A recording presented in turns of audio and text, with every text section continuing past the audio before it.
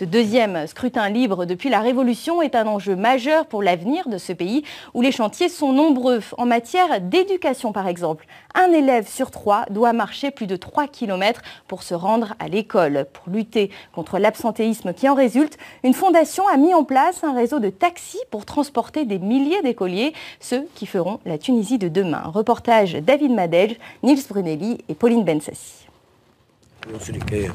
Chaque matin pour Fatma, c'est le même rituel. Toute de rose vêtue, escortée par son père et par le vent, elle rejoint son taxi et retrouve Hassan, le chauffeur. Ça n'a l'air de rien comme ça, mais ce ramassage scolaire a changé la vie de Fatma. Avec un père au chômage et 100 € par mois pour faire vivre 7 personnes, la voiture est un luxe inabordable pour sa famille.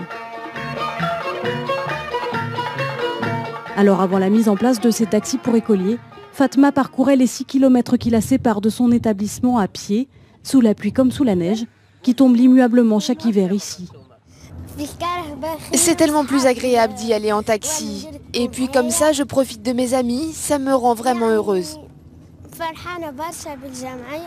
Avant, Fatma pouvait rater les cours pendant des jours. Idem pour les élèves de cette classe, à moitié vide, la moitié de l'année.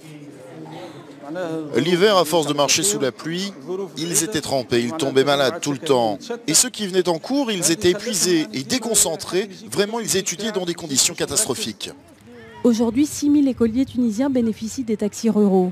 Leur taux d'absentéisme est devenu quasi nul et leurs notes se sont envolées, passant en moyenne de 5 sur 20 à 14 sur 20. Coût pour Al-Madania, la fondation qui finance ce projet, 70 € par élève et par an, 420 000 € annuels. Un investissement nécessaire, selon Lotfi Maktouf. Chaque jour, avec chaque moyenne qui augmente, c'est l'extrémisme qui recule. Je préfère investir dans le livre plutôt que dans la bombe. Cela fait 4 ans que les Tunisiens ont renversé le régime de Ben Ali. Mais dans ces zones reculées, balayées par les vents et oubliées par l'État, un État qui est toujours en construction démocratique, eh bien le rôle des associations reste essentiel pour concrétiser les rêves qui sont nés lors de la révolution de Jasmin.